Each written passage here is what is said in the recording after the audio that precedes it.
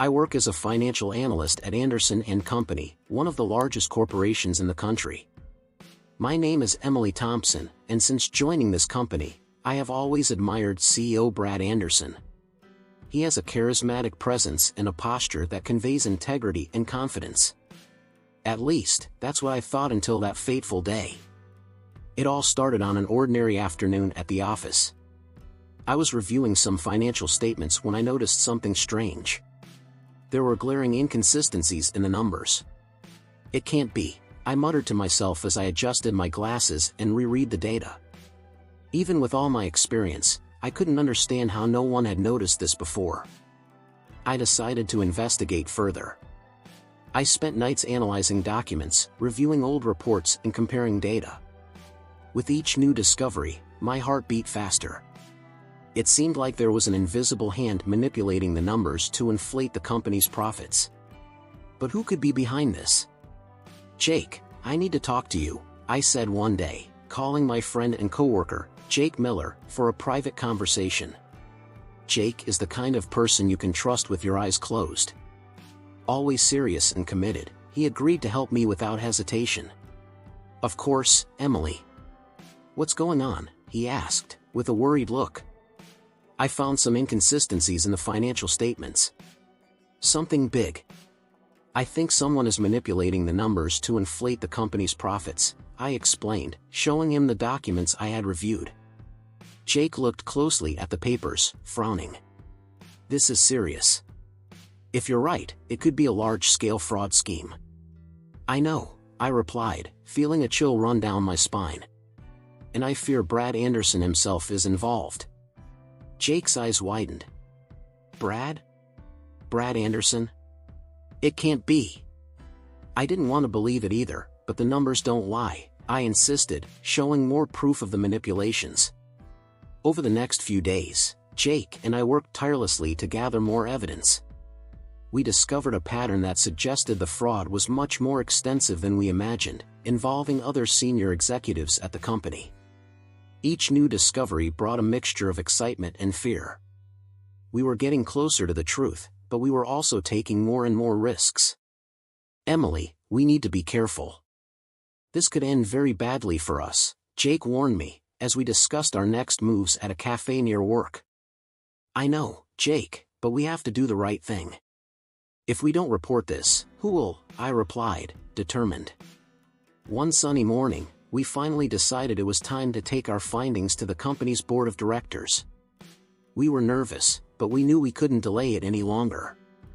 We presented our meticulously gathered evidence, hoping it would be taken seriously. But, to our surprise, we faced resistance and initial disbelief. Brad, with all his charisma and power, tried to discredit us, claiming that we were mistaken and seeking attention. "Emily, Jake, this is a misunderstanding. You are seeing things that don't exist. Do you realize what you are saying?" he confronted us, with a smile that didn't reach his eyes. "Brad, the numbers don't lie. We have solid evidence that financial statements are being manipulated," I replied, trying to remain calm. "You are making a very serious accusation with no concrete basis. It could ruin your careers," he threatened, his tone becoming more severe. We left the meeting discouraged, but not defeated. We knew we were on the right path, but we also knew that the battle would be long and arduous. We were about to trigger a series of events that would shake the company and put our careers and safety at risk. But at that moment, the only thing that mattered was the truth. And we were willing to go all the way to reveal it. "Jake, we can't give up now. We need to keep fighting," I said, with renewed determination. "I agree, Emily. Let's go all the way. For us, and for everyone who depends on the integrity of this company," he replied, holding my hand as a sign of support and camaraderie.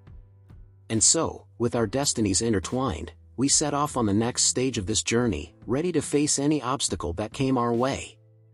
When I began investigating inconsistencies in Anderson & Company's financial statements, I knew I would need help. It was then that I decided to share my findings with Jake Miller, my coworker and longtime friend. Jake was always someone I could trust, and his expertise in finance was invaluable. "Jake, I need to talk to you about something serious, I said, as I closed the conference room door to ensure our privacy. He looked at me with curiosity and a hint of concern. What's wrong, Emily? Did something happen? I took a deep breath before continuing. I found some inconsistencies in the company's financial statements. I suspect that our boss, Brad Anderson, is involved in a scheme to inflate profits. Jake's eyes widened. Are you sure about this? Brad was always so principled. I thought so too, but the numbers don't lie. Look at this, she said as she showed him the documents she had gathered. Jake studied the papers carefully. This is serious, Emily. If we're right, this could destroy the careers of a lot of people here, including ours. I know, I replied. But we can't ignore this. We need to gather more evidence before taking this to the board. Jake nodded. I'm with you. Let's find out the truth. We work night and day, reviewing documents and cross-referencing information. The more we investigated, the clearer it became that the fraud was extensive and involved other senior executives at the company. We found patterns that showed systematic manipulation of financial statements to present an inflated picture of profits. With each new discovery, the gravity of the situation became more evident. Emily, look at this, Jake said one night, as we were buried in piles of papers. These fund transfers are highly suspicious. It appears they are diverting money to offshore accounts. That's a bomb, I replied. We need to document all of this and prepare our presentation to the board. For weeks, we continued to gather evidence, always feeling like we were treading on dangerous ground. We knew that if Brad found out what we were doing, our careers, and perhaps our lives, would be at risk. Jake and I kept our meetings secret, using codes to communicate and avoiding any behavior that might arouse suspicion. Jake, do you think we're ready? I asked one night, exhausted but determined. Yes, Emily. We have enough evidence to present to the council. But we need to be prepared for anything. Brad won't accept this easily, he replied, with a determined look. Finally, the day arrived. We were ready to present our findings to the board of directors. I was nervous but determined to expose the truth no matter what. We knew the resistance would be great, especially coming from someone as powerful and charismatic as Brad Anderson. However, justice and integrity were at stake, and we could not back down now. Jake, no matter what happens in there today, I want you to know that I'm grateful to have you by my side, she said, feeling a heavy heart. Me too, Emily. Let's finish this together, he replied, shaking my hand firmly. We were ready to face the coming storm. And with Jake's help, I knew we were prepared for any challenge that came our way. Jake and I decided it was time to present our findings to the company's board of directors. The meeting was scheduled for a Tuesday morning, and the tension was palpable. I walked into the conference room with a folder full of documents and a prepared presentation, my heart pounding. Emily, are you ready? Jake asked, giving me an encouraging look. I am, Jake. We need to do this.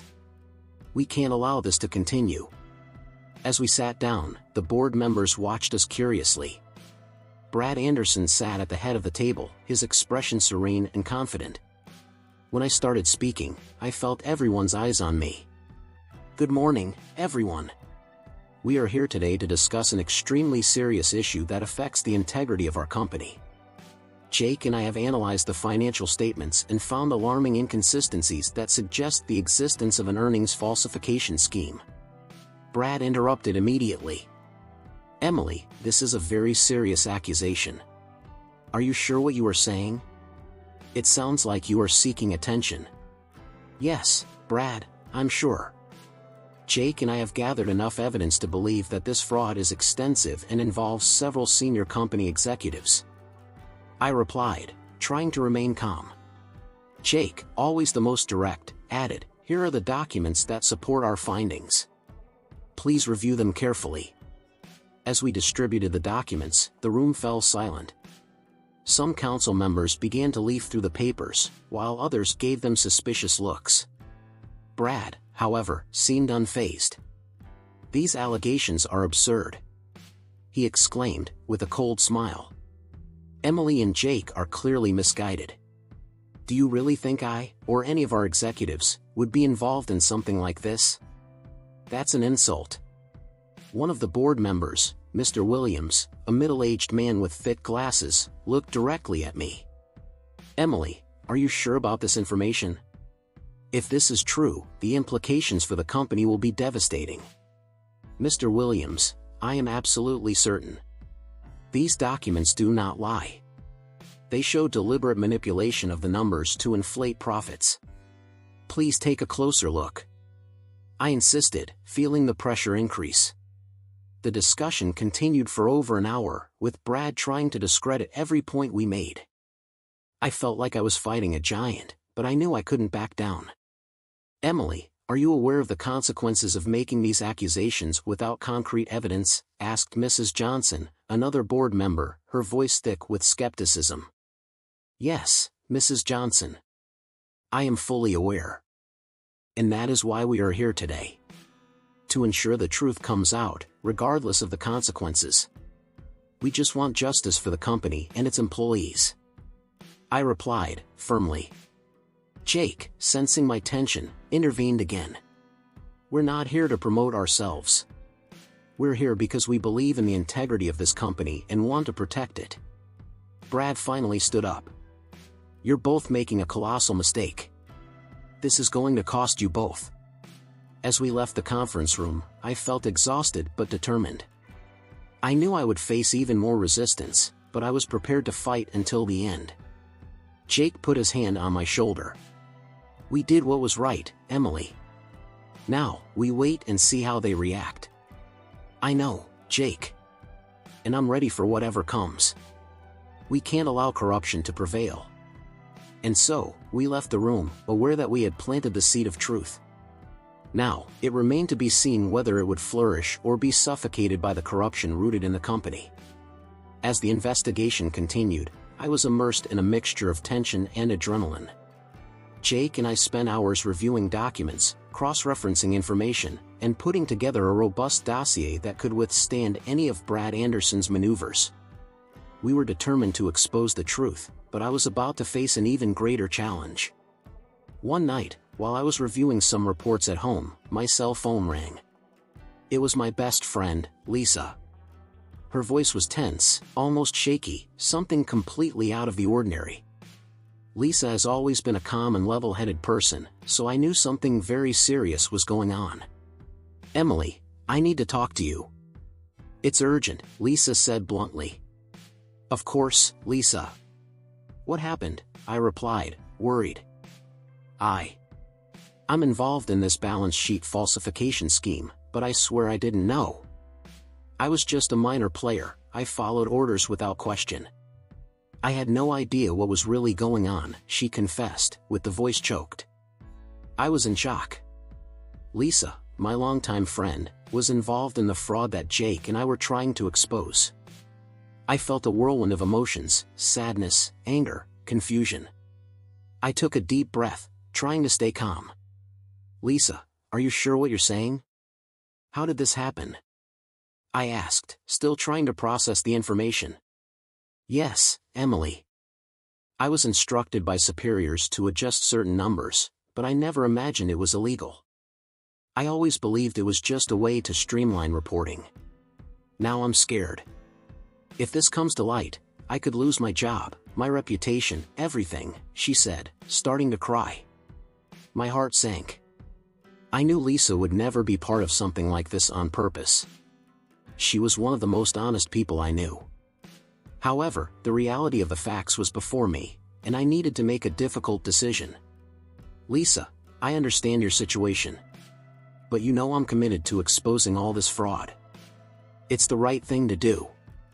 I can't just ignore this, I responded, trying to be firm but understanding. Emily, please. I'm begging you. Don't expose me. I can't lose everything for a mistake I didn't even know I was making, she pleaded, her voice full of desperation. I was silent for a few seconds, feeling the weight of responsibility on my shoulders. If I went ahead with the report, Lisa could be dragged along with the real culprits. But if I protected her, I would be compromising my integrity and the chance for justice to prevail. Lisa, I will do everything I can to protect you, but I need you to help me. We need your information to strengthen our case and ensure those truly responsible are punished. Do you trust me? I asked, hoping she would see reason in the message. My proposal. Yes, Emily. I trust you. I'll tell you everything I know, but please help me get out of this without losing my job, she agreed, relieved but still apprehensive. We talked for hours, and Lisa revealed crucial details that could help unmask Brad and the other executives involved. However, the feeling of moral dilemma did not leave me. I was determined to expose the truth, but I also felt a responsibility to protect my friend. Over the next few days, Jake and I compiled the new information provided by Lisa. Each piece of evidence brought us closer to the truth, but the threat hung over us. We knew we were dealing with powerful and unscrupulous people, and the safety of everyone, including Lisa, was at stake. Lisa's call was a turning point. She made me realize that the fight for truth was not just a matter of corporate justice, but also one of loyalty, friendship, and sacrifice. We were about to enter the most dangerous phase of our investigation, and I needed to be prepared to face any consequences, not just for myself, but for everyone who depended on my courage and integrity. That was one of the hardest weeks of my life. I clearly remember the moment Lisa called, her voice shaking on the other end. Emily, we need to talk. It's urgent, she said, almost in a whisper. Lisa, what's wrong? You look like you're panicking, I replied, trying to remain calm. I'm involved in all of this, but I swear I didn't know anything. My hands started to sweat. Lisa and I had been friends for years, confidants in almost everything. Knowing that she was involved in the balance sheet falsification scheme was like a punch in the gut. What do you mean, involved? Did you know anything? I asked, trying to process the situation. I didn't know. Brad asked me to sign some documents, and at the time, everything seemed normal. I had no idea what was going on behind the scenes, she explained, her voice cracking with tears. Lisa, this is very serious. We are talking about fraud that could lead us all to ruin. I can't just ignore this. But, Emily, if you expose everything, my name will be in the middle. You know I didn't do anything on purpose. I could lose my job, my reputation, everything. She was asking me to protect her, but at what cost? I knew the truth needed to come out, but I also knew that revealing everything could destroy Lisa's life. I was torn between loyalty to my friend and commitment to the truth. After hanging up, I sat at my office desk, my head buzzing with dilemmas. Jake entered the room and immediately noticed something was wrong. What happened, Emily? He asked, worried. Lisa, she's involved. Without knowing it, but she is. And now she's terrified of what might happen if we expose all of this. Jake sighed deeply, crossing his arms. It complicates things. But we need to think about what's right. If we let this go, the entire company and investors will continue to be misled. I know, Jake. But, it's Lisa. I can't just throw her to the wolves. He approached, placing his hand on my shoulder. Look, I understand. But we have to be strong. We need to find a way to protect Lisa without compromising our mission. That night, I could barely sleep. Every time I closed my eyes, I saw Lisa's desperate face and the possible consequences of our actions. And then, the threats began. I received an anonymous message on my cell phone, "Give up while you can, or you'll regret it." I showed the message to Jake the next morning. This only proves that we are on the right path, but it also shows that we are dealing with dangerous people, he said, his face serious. We need to be careful. We can't let them intimidate us, I replied, trying to maintain my courage. But inside me, the worry only grew.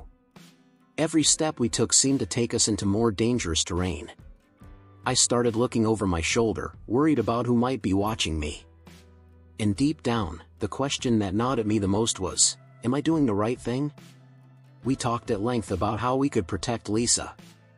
We decided that the best approach would be to expose the truth gradually, trying to minimize the impact on her. Jake suggested that at the same time we could seek legal protection for her as an involuntary whistleblower.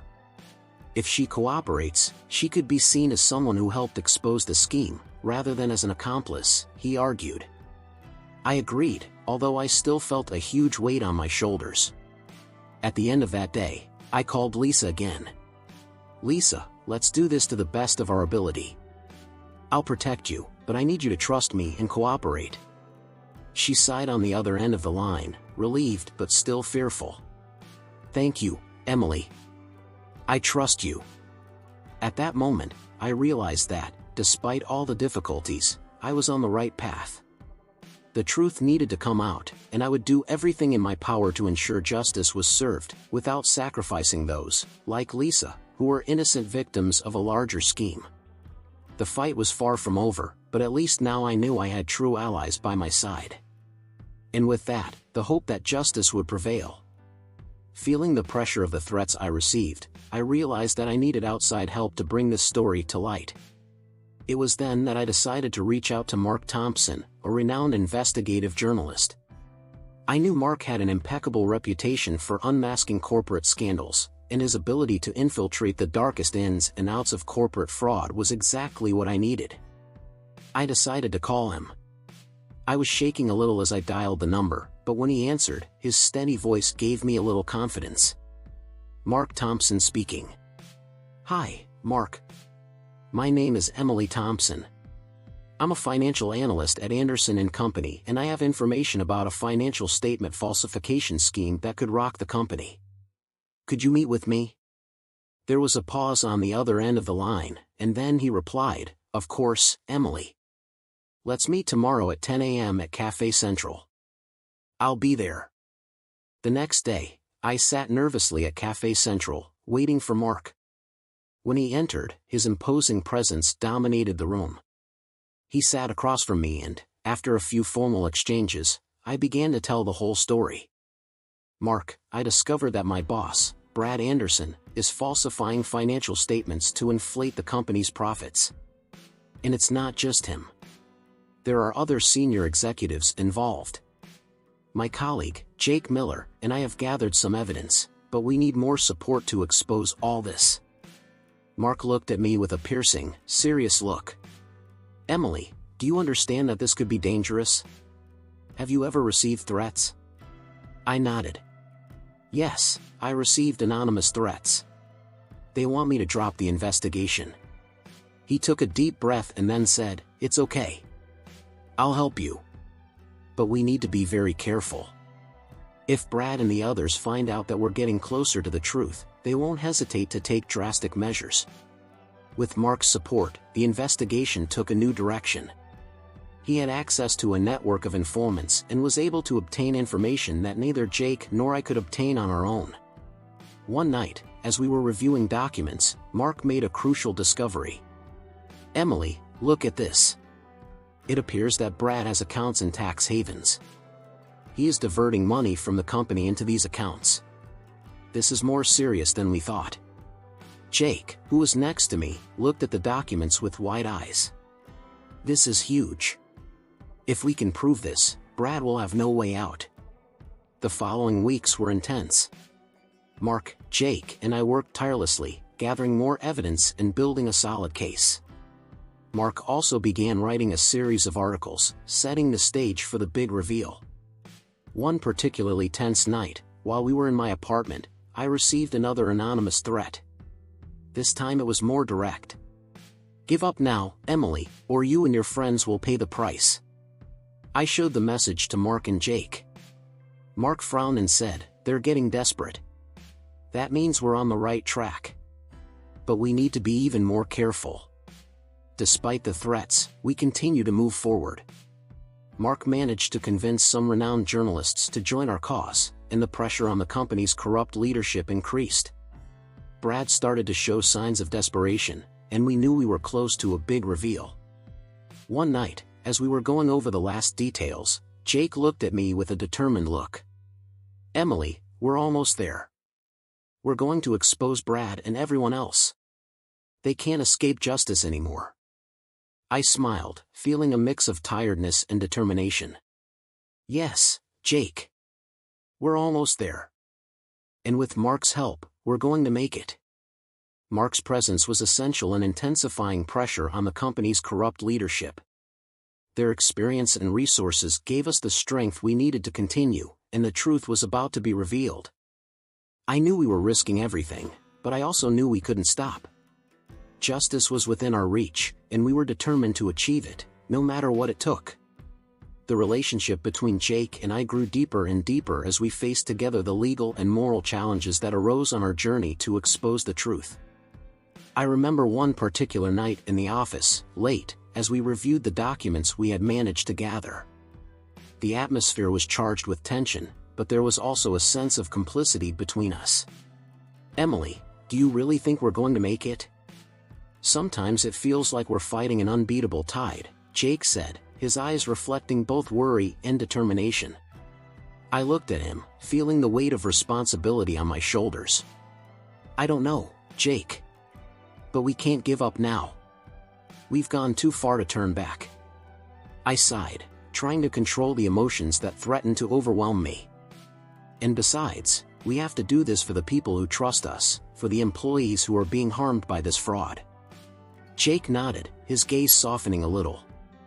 You are right. We need to keep going. Our closeness grew with each challenge overcome. Late nights working late became normal, and we started sharing more about our personal lives. I found Jake to be an extremely loyal person with a strong sense of justice, and this only strengthened my trust in him. But things were not easy. With each new step we took, resistance within the company increased. On one of those nights, we decided it was time to try again to convince some of the board members to take our evidence seriously. We knew that without their support, our investigation might not have the impact it needed. We prepared a detailed presentation and set up a meeting with some of the directors we felt were most receptive. We have to be direct and present everything clearly. We can leave no doubt about the veracity of our findings, Jake advised me as we fine-tuned the final details of the presentation. I agree. We need to be impeccable, I replied, trying to hide my nervousness. On the day of the meeting, we entered the conference room with our folders full of documents and hearts full of hope. The atmosphere was tense. The directors watched us with suspicious looks, but we managed to maintain our composure. We began the presentation with a summary of the data we had collected and, step by step, detailed the extent of the fraud. The silence in the room was palpable when we finished. One of the directors, Mr. Collins, who always seemed skeptical of our reports, finally broke his silence. Are you sure about all this? The implications are enormous. Jake replied firmly. Yes, Mr. Collins. Every document here has been verified. We are confident that this information is accurate. There was a murmur of discussion among the directors. I could feel my heart pounding as we waited for their response.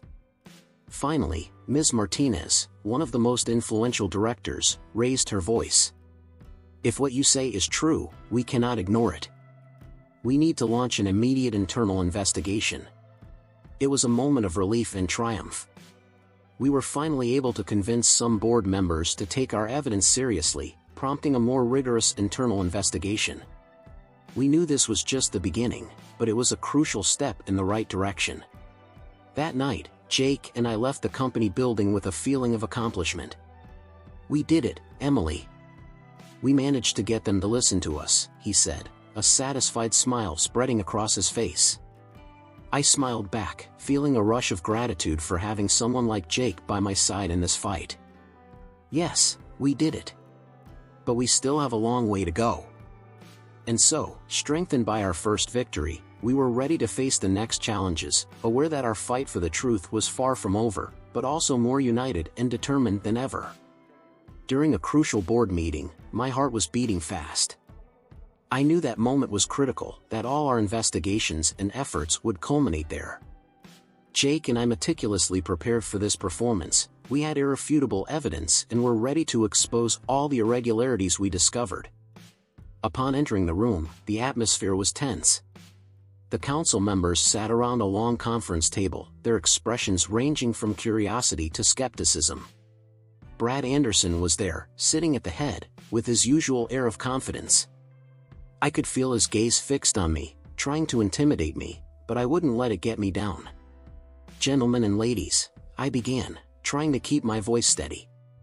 "Thank you for giving us this opportunity to present our findings. What we are going to show today is extremely serious and urgent."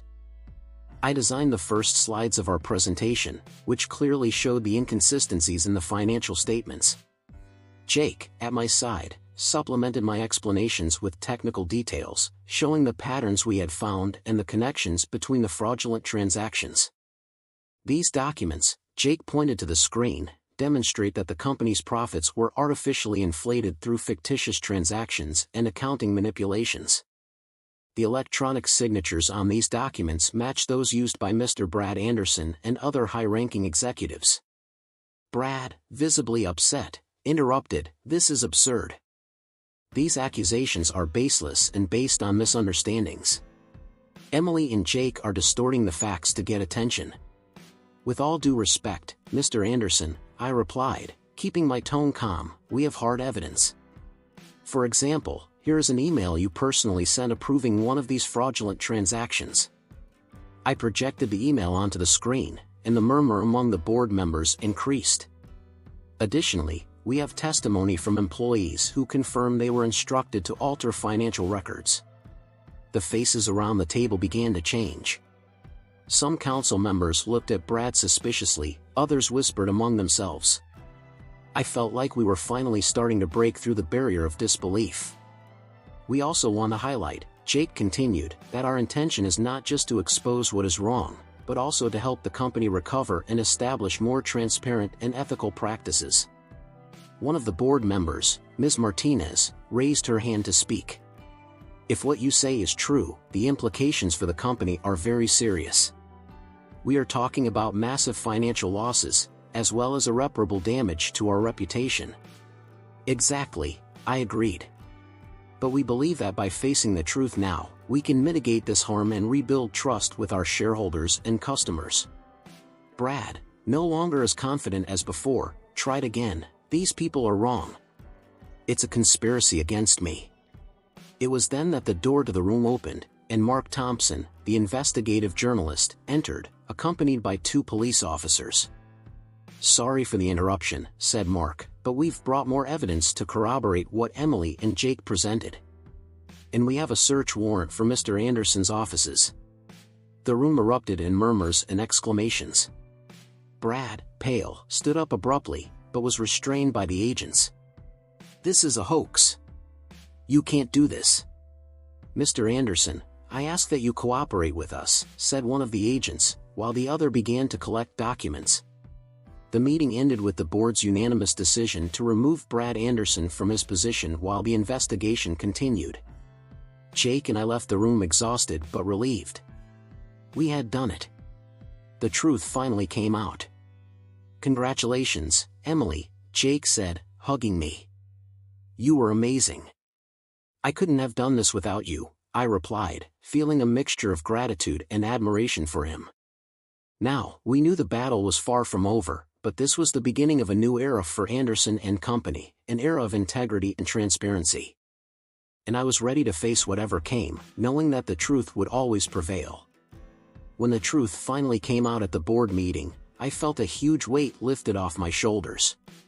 Brad Anderson was removed from office, and the investigation was beginning to gain traction.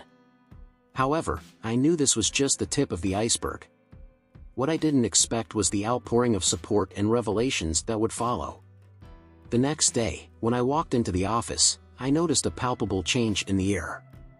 Colleagues who normally greeted me with a nod now looked at me with respect and admiration. And it was then that something surprising happened. "Emily, can I speak to you for a moment?" asked Sarah, one of the executive assistants who always seemed to be on the sidelines. "Of course, Sarah. What do you need?" I replied, trying to hide my tiredness. She led me into an empty meeting room and closed the door. I wanted to thank you for what you did. And also, I have something to show you." Sarah opened her bag and took out a stack of documents. I've worked here for years and I always suspected something was wrong, but I never had the courage to speak up. When I saw what you did, I felt it was time. She handed me the documents, which contained more evidence of fraud involving other executives. I thanked Sarah profusely and promised that this new information would be taken forward safely. In the days that followed, more and more employees began to speak out. James, from the IT sector, revealed that he had been pressured to delete compromising emails. Laura, from legal, brought up amended contracts. Each new revelation was a step closer to justice and proof that the culture at Anderson & Company was finally changing. Jake and I worked tirelessly to compile all the new evidence and ensure it was turned over to the proper authorities. At the same time, the board of directors began implementing rigorous measures to promote integrity and transparency. New anonymous reporting channels were created, and training on business ethics became mandatory for all employees. One afternoon, while reviewing yet another batch of documents, I heard a knock on my door. It was Lisa. There was a gleam of determination in his eyes that I hadn't seen in a long time. "Emily, I wanted to thank you personally. Thanks to you, I had the courage to tell the truth. I am willing to collaborate with the investigation and help clear the company's name," she said, her voice firm. "Lisa, I knew you would make the right decision." "I'm so proud of you," I replied, hugging her. At the end of each day, I felt exhausted, but I also felt new inner strength and renewed purpose. I knew our fight was far from over, but the courage and integrity emerging from every corner of the company gave me hope for a better future. As the company culture began to change, I realized that my journey was not in vain. Anderson & Company was transforming into a place where transparency and ethics were valued above all else. And although exhausted, I felt strengthened and more determined than ever to continue fighting for truth and justice. One night, as Jake and I were leaving the office, he turned to me and said, "Emily, you were amazing. I don't know what would have happened without you." "Jake, this was an effort from all of us. And we still have a long way to go," I replied, smiling. "Yes, but thanks to you, we're on the right track," he replied, with a gleam of pride in his eyes. I looked at the horizon, feeling a cool breeze on my face. I knew that no matter what the future held, I was ready to face any challenge. After all, the truth always prevails. The tension in the air was palpable when the truth finally came out. After weeks of facing threats, moral dilemmas, and a never-ending battle to expose corruption at Anderson & Company, I was exhausted but determined to move forward. However, nothing could prepare me for what I discovered about Jake. It was a cloudy morning when Jake invited me for a private conversation at a discreet coffee shop in the city center. He seemed nervous, something I rarely saw from him. "Emily, I need to tell you something," he began, hesitantly. "There are things you don't know about why I decided to help you." I frowned, confused. "What do you mean, Jake? I thought we were in this together because we wanted justice." He took a deep breath, looking away before continuing. "Yes, we want justice. But for me, there's more at stake. Brad Anderson, he did something terrible years ago. He ruined my brother, Michael's life." I remained silent, absorbing his words. "What happened to your brother?" Jake clenched his fists, the pain evident in his eyes. Michael was one of the best financial analysts at the company where Brad worked before founding Anderson & Company. He discovered a fraud scheme similar to the one we found here. He tried to expose it, but Brad discredited him, manipulated the evidence and placed the blame entirely on Michael. My brother lost everything, his career, his dignity, and he ended up taking his own life. My heart broke hearing this. "Jake, I'm so sorry. I had no idea." "I know," he replied, his voice hoarse. "I didn't want to get you involved in this out of revenge. But when I started seeing the same patterns here, I realized I couldn't let Brad get away again. I needed someone who was honest and brave, and you were the right person." I felt a mixture of emotions, betrayal, understanding, and compassion. "Jake, you should have told me from the beginning. I would have understood." He nodded, eyes full of remorse. I know. But I was afraid it would cloud our mission. You deserve to know the whole truth now. In the days that followed, Jake's revelation kept playing in my mind. Although I felt betrayed, I also understood the depth of his pain. I knew that, in some ways, our fight for the truth had been a path to redemption for Jake, a way to honor his brother's memory. Finally, Brad Anderson's judgment day has arrived. The courtroom was full of journalists, company employees, and onlookers. I was sitting next to Jake, both of us anxious for the verdict. When the judge announced that Brad was found guilty of fraud, forgery, and other financial crimes, a collective sigh of relief went through the room. After the trial, Jake and I went out for coffee, like we usually did. So what are you going to do now? I asked. He smiled for the first time in weeks. I think I can finally move on. Michael can rest in peace now. I nodded. You did what needed to be done, Jake. And I think I learned a lot about the complexities of justice and truth. In the following days, I received a promotion at the company. I was recognized for my courage and determination. Most importantly, the culture at Anderson & Company began to change. Integrity and transparency have become the company's new pillars. As I reflected on everything that had happened, I realized that, despite all the difficulties, my fight for the truth had been worth it. I found new inner strength and renewed purpose. And most of all, I understood that even in the darkest situations, the truth always finds a way to surface.